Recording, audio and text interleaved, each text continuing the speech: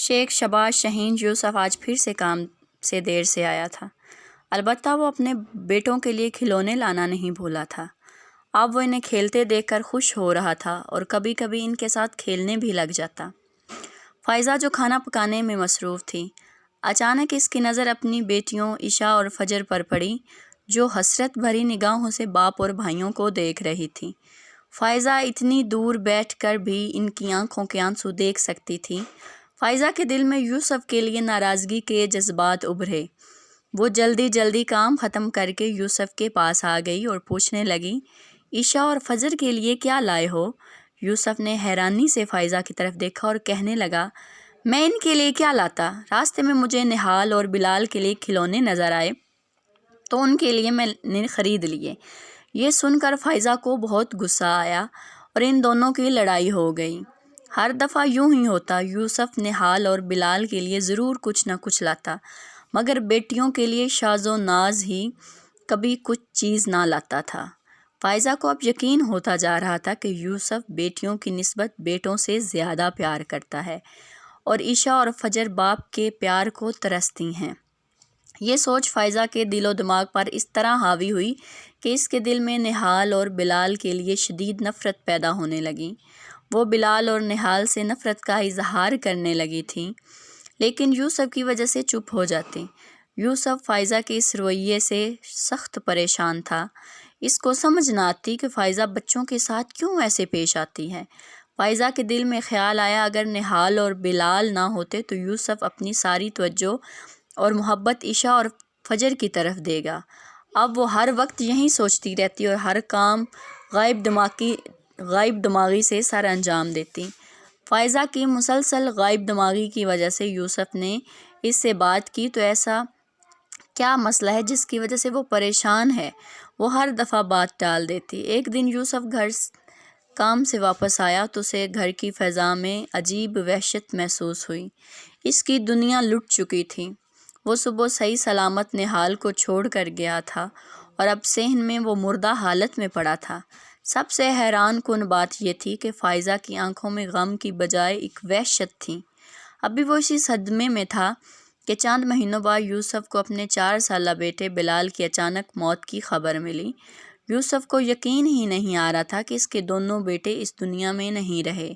وہ ہر وقت اسی سوچ میں مبتلا رہتا کہ اس نے ایسا کیا کیا ہے جس کی وجہ سے اسے اتنی بڑی سزا ملی ہے۔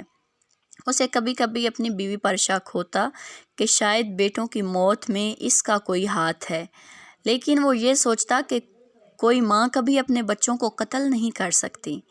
فائزہ کو ہر وقت اپنی سانس گھٹتا ہوا محسوس ہوتا۔ اسے لگتا کہ اس کے بچے اسے بلا رہے ہیں۔ وہ رات کو اٹھ کر چیخیں مارتی۔ فائزہ کو اپنے بچوں کی روح نظر آتی تھی۔ یوسف پہلے سمجھا کہ شاید یہ ابھی تک صدمے میں ہے۔ وہ اسے پیار سے بہت سمجھاتا، لیکن فائزہ پر کسی چیز کا کوئی اثر نہ ہوتا۔ فائزہ کی حالت دن بدن بگڑتی جا رہی تھی۔ یوسف نے کافی علاج کروایا لیکن بے سود رہا۔ یوسف نے کچھ عرصے کے لیے گھر سے کہیں دور جانے کا پروگرام بنایا تاکہ فائزہ کو جلد از جلد اس صدمے سے باہر نکال سکیں، لیکن فائزہ کی صحت پر کوئی خاطر خواہ اثر نہ ہوا۔ ایک روز فائزہ گہری سوچوں میں گم تھی۔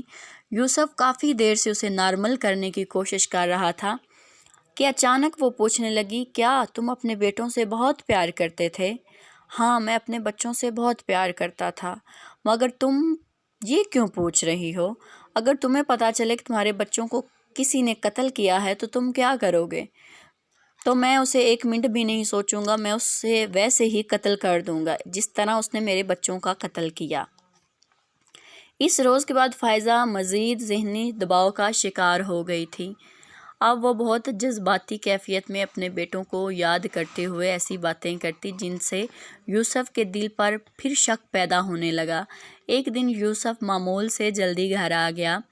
فائزہ ایک اونچے ٹھیلے پر بیٹھی ادھر ادھر دیکھ رہی تھی کہ اچانک اس کی نظر عشاء اور فجر پر پڑی، جو اپنے باپ کے ساتھ کھیلنے میں مصروف تھے۔ یہ دیکھ کر فائزہ کو خوشی محسوس ہوئی، ساتھ ہی ساتھ اسے اپنے بیٹوں کی شدید کمی بھی محسوس ہوئی۔ اسے ہر جگہ نہال اور بلال کی آوازیں اور شعلے نظر آنے لگے۔ اسے اپنا دماغ پھٹتا ہوا محسوس ہوا۔ اس کا سانس بند ہونے لگا۔ یوسف کی نظر اچانک فائزہ پر پڑی۔ اس کی بگڑتی حالت دیکھ کر یوسف اس کی طرف لپکا، لیکن فائزہ کے الفاظ نے اس کے قدم جما دیے۔ میں نے اپنے بچوں کو مار ڈالا، قتل کر دیا میں نے اپنے بیٹوں کو۔ یوسف نے نفرت بھری نگاہ فائزہ پر ڈالی اور پوچھا، تم یہ سب کیسے کر سکتی ہو؟ تم نے اپنے ہاتھوں سے ہی اپنے بچوں کو مار دیا ہے۔ تم کیسی ماں ہو؟ تم تو ماں کہلوانے کے بھی لائق نہیں ہو۔ کوئی ماں اس حد تک ظالم نہیں ہو سکتی۔ تم نے ایسا کیوں کیا؟ یہ سب کچھ میں نے اپنی بیٹیوں کے لیے کیا ہے۔ تم ہر وقت نہال اور بلال سے پیار کرتے تھے، عشاء اور فجر کی تمہیں کوئی پرواہ نہیں تھی۔ یہ سن کر یوسف مزید آگ بگولا ہو گیا۔ جیسے میرے لیے نہال اور بلال تھے، ویسے ہی عشاء اور فجر تھیں۔ فرق میں نے نہیں کیا، فرق تمہاری سوچ میں تھا۔ تم ایک نفسیاتی مریضہ بن چکی ہو، اور میری بیٹیاں اب مزید تمہارے ساتھ نہیں رہ سکتیں۔ آج تم نے اپنے بیٹیوں کے لیے اپنے بیٹوں کو مار دیا ہے، کل تم اپنی بیٹیوں کو کسی اور کے لیے مار دو گی۔ میں فجر اور عشاء کو لے کر ہمیشہ ہمیشہ کے لیے تمہاری زندگی سے دور چلا جاؤں گا، اور اب تمہاری سزا کا فیصلہ عدالت کرے گی۔ وہ فائزہ کو روتی چیختی چھوڑ کر بچیوں کے پاس چلا گیا۔